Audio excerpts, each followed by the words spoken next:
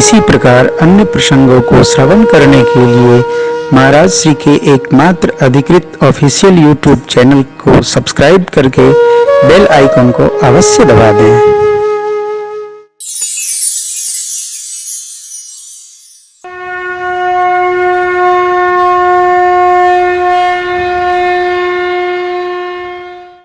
धर्म तत्व क्या है?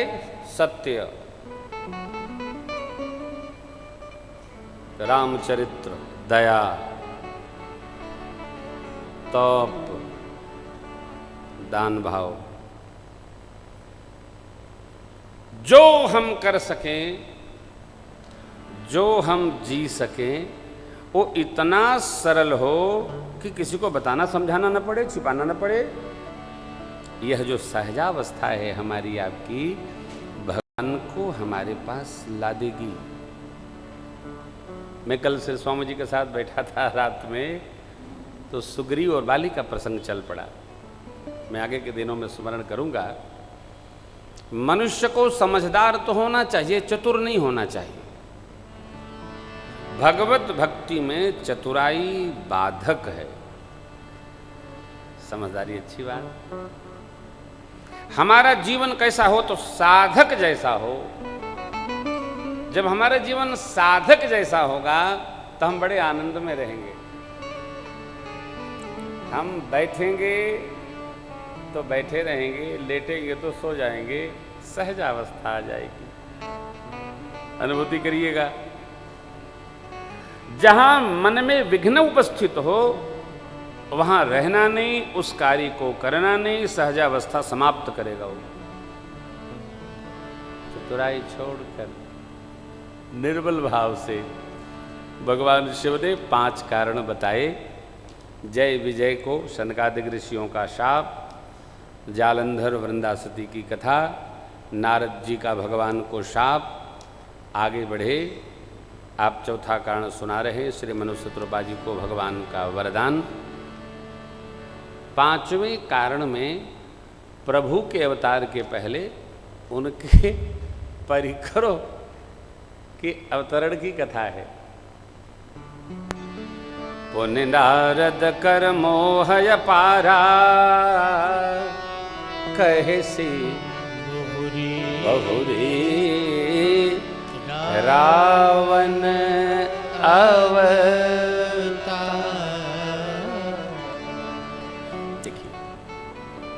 कोई भी व्यक्ति बुरा नहीं होता, उसके कर्म बुरे होते। व्यक्ति बुरा नहीं होता। रावण का एक विशेष चरित्र आपको देखिए। मैं रावण का प्रशंसक नहीं हूं, परंतु रावण का जरा गुण दोष दोनों दर्शन करिए। रावण अपने भाइयों को इतना प्रेम करता है, इतना प्रेम करता है कि उनके सुख में कोई विघ्न उपस्थित नहीं होने देता है। रावण के पास जो अपना सुख है वो भाइयों को बांट करके तब लेता है। आप में से कई लोग ये मानेंगे रावण राम जी का विरोधी था। कदापि नहीं था। रावण राम विरोधी होता तो हरि मंदिर लंका में कैसे विभीषण जी बना लेते? मां डर था। भवन एक पुण्य दीख सुहा, हरि मंदिर तहां भिन्न बना। हरि मंदिर भगवान का जैसे यहां मंदिर बना है, वैसे विभीषण जी ने भी विशाल मंदिर भगवान का बना रखा था। तो विभीषण जी को बनाने की अनुमति रावण ने कैसे दे दी? अतः तुम हरि भक्त हो, तुम अपना बनाओ, मैं तो हर भक्त हूं। रावण राम जी का विरोधी नहीं है। फिर क्या है? क्यों युद्ध ठाना? रावण ने भगवान से युद्ध भी नहीं ठाना। ये कोई कहे कि रावण राम जी से लड़ना चाहता, ये भी गलत है। नहीं लड़ना चाहता। आप कहेंगे आप तो कथे बदले दे रहे। नहीं, देखो जो लोकोपकार, लोकोपचर्चा, लोक विमर्श है, वो कथावाचक का काम ये नहीं कि जो चल रहा है उसी को चलाई दे। ये हमारा काम नहीं है। ये तो आप जान ही रहे हैं। जो मानस में लिखा है वह सुनाना हमारा कार्य है। मानस में क्या लिखा है? रावण ने अपनी जो व्यूह रचना बनाई है, उस व्यूह में अयोध्या जी से लेकर और लंका तक, जो लंका है ना, ये लंका नहीं है। अब आप कहेंगे ये कैसे? मारीच को जब भगवान ने मारा, कहाँ मारा? बक्सर में मारा, ताटक वन में मारा। तो कहाँ गया? सत जो जन का सागर पारा। एक योजन में कितने कोस? 4। एक कोस में, मोबाइल निकालना बाबू, मोबाइल निकालो। एक योजन में 4 कोस, एक कोस में 3 किलोमीटर, गुणा करिए 100 योजन में कितना हुआ?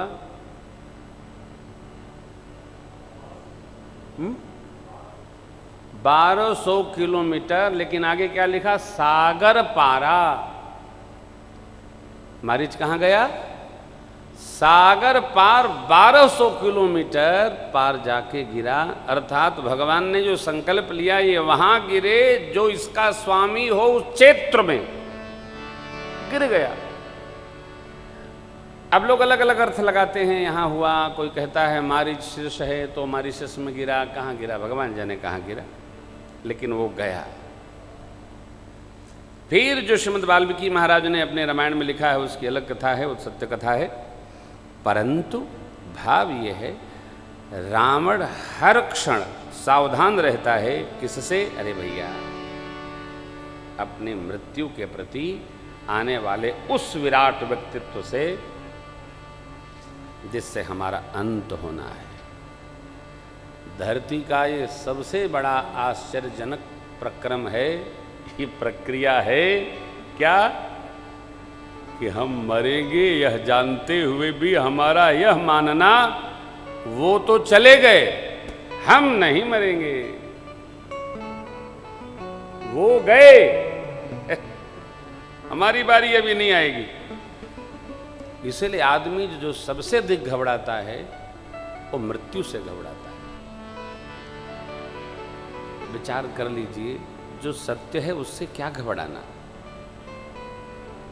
रावण जानकर मानकर कि यह परमात्मा श्री राम आ गए हैं, अब कैसे परमात्मा श्री राम लंका पहुंच जाएं, इस उपक्रम में, उद्यम में लग गया।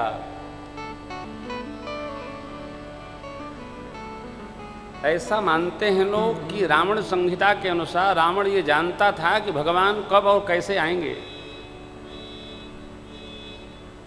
भगवान को भक्त का उद्धार करना था, भगवान को जय विजय का उद्धार करना था, अथवा तो भगवान को जालंधर भय रावण का उद्धार करना था, अथवा तो ब्राह्मण देवताओं के द्वारा शापित प्रतापभानु के रावण स्वरूप का उद्धार करना था। जो भी हो, रचना भगवान ने बना ली। सीता मैया का प्रतिबिंब बगल में रखा, माँ को अग्नि में पधरा दिया, रावण माँ को लेकर के गया और परमात्मा रावण को मुक्त करने के लिए लंका में उपस्थित हो गए। करने कराने वाले सब राम जी हैं। अरण्यकांड में वो कहता है ना, जो भगवंत लीन ही अवतारा, काहे लिए अतसुर रंजन भंजन मही, तो मैं जाय बैरु हठ करूं, प्रभु सर प्राण तजे भव। हम आप भक्त हैं, भक्त को किसी पार्षद के प्रति कुभाव नहीं रखना, रखना ही नहीं, विकार नहीं रखना, सहजावस्था में रहना, अच्छे बुरे विधि प्रपंच गुण अवगुण साना। ये भगवान ब्रह्मा का प्रापंचिक जगत जो है गुण अवगुणमय है। विधि प्रपंच गुण दोषमय, विश्व कीन करता। भगवान गुण दोषमय जगत को बनाए। केवल गुणे गुण रहे संभव नहीं, केवल दोषे दोष रहे संभव नहीं है। अरे केवल दिने दिन रहे रात संभव नहीं है। कहते हैं बड़ी गर्मी है, अरे बधाई हो गर्मी के सीजन की, बधाई हो बरसात की। 4 गर्मी, 4 जाड़ा, 4 वर्षा और अन्य 6 ऋतुएं भारत में जो है, कहीं है क्या? एक ही देश में कहीं ठंडे में रहिए, कहीं गर्म में रहिए, अब तो कमरा भी ठंडा हो जाता है। क्या बात है, हर बात में हम दोष दर्शन कर लेते हैं, दुखी हो जाते हैं। हर जीव में हम अपने हिसाब की अच्छाई चाहते हैं। हम क्या चाहते हैं, जैसा हम सोचते हैं वैसा सब में हो जाए, ये हमारा दोष है। हम सब में अपने अनुसार गुण दर्शन करना चाहते हैं। भगवान ऐसा नहीं करते। भगवान तो सबको समेट के चलते हैं। आप भगत हो, औरों को आप में दोष दिखे तो अच्छी बात, आपको सब में गुण दर्शन करने का भाव रखना। नहीं, ऐसा क्या, सब में दोष गैरों के हम देखते ही रहे, दोष अपने कभी भी निहारा नहीं। प्रातस्मरणि पूज्य गीतानंद जी महाराज, गीता कुटीर, हरिद्वार। रावण रचना बना लिया, अपने तो क्या, अपने पूरे परिवार को मुक्त करने के लिए भगवान को लंका में बुला लिया। अब आप देखिए, आपने ठीक से पढ़ा होगा न पढ़ा होगा, मानस में प्रच्छन्न कथा है ये। भगवान का दर्शन होने के बाद मेघनाथ भगवान के पास से होकर अपने बाप के पास गया और कहा, पिताजी ये जीव नहीं है। रावण ठहाका लगा के हंसा। क्यों? बोला, बताइए ये कितना बड़ा आश्चर्य है। अब तक पिता पुत्र को उपदेश करता था और अब पुत्र रणांगण से आकर पिता को उपदेश करे। वाह वाह वाह वाह। तुम हमको बताओगे कि ये जीव नहीं है, तब मैं जानूंगा। अंडा सिखवे बच्चा के, बच्चा करे चें चें। रावण ने मेघनाथ को क्या कहा, पिता मैं हूं कि आप हो? तो आप हैं। तब वो कौन है? ये रणांगण से लौटकर मरने के डर से मुझे उपदेश करने आया। मेरी आज्ञा है, यदि तुम्हारे में श्रद्धा है मेरे प्रति, युद्ध करो। क्यों कहा? रावण सबके बताने से पहले ही जान गया था कि राम जी जीव नहीं है। अरे भैया, किसी का भी अंत तो होना ही है ना। ये वृद्धावस्था क्या है? वृद्धावस्था अगले बचपन की तैयारी है। अब एक कथा थोड़ी मैं बदलता हूं, देखिए। वृद्धावस्था में ही कथा सुनने का मन क्यों करता है? क्यों? मनुष्य के अंदर ये विचार प्रस्फुटित होता है, ये विचार पनपता है कि अब तो जगत का सारा व्यवहार कर लिया, अब अंत समय आ गया है। अरे 1 साल, 2 साल, 3 साल, 4 साल, 5 साल, 6 साल, 10 साल, अब कम से कम भगवान का भजन कर ले, जिससे हमारा अगला जन्म किसी भागवत भाव के परिवार में प्राप्त होगा। इसलिए अंतिम चरण भगवत शरण। अवध बिहारी हो, आ गए शरण तिहारी, महिमा भारी हो, आ गए शरण तिहारी। अवध बिहारी हो, आ गए शरण तिहारी। प्रभु अंतिम चरण में रहने वाले वृद्धावस्था को प्रारंभ की वृद्धावस्था से बड़ा प्रेम होता है। प्रारंभ की वृद्धावस्था माने बचपन, अंतिम की वृद्धावस्था जीवन का बचपन। देखिए, वृद्धावस्था और बचपन का स्वभाव लगभग सम हो जाता है। छोटे बच्चे जैसे करते हैं, वृद्धावस्था वैसा करती है। छोटे बच्चे भूल जाते हैं, वृद्धावस्था भूल जाती है। छोटे बच्चे खा लेते हैं, वृद्धावस्था खा लेती है। खाने के बाद छोटे बच्चे कहते हैं हमको 2 दिन भोजन नहीं मिला, वृद्धावस्था कहती है हमको 3 दिन से नहीं मिला।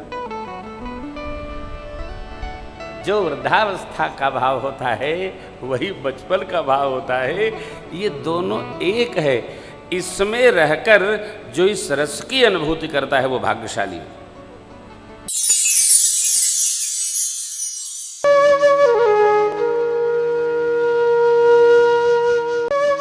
इसी प्रकार अन्य प्रसंगों को श्रवण करने के लिए महाराज श्री के एकमात्र अधिकृत ऑफिशियल यूट्यूब चैनल को सब्सक्राइब करके बेल आइकन को अवश्य दबा दें।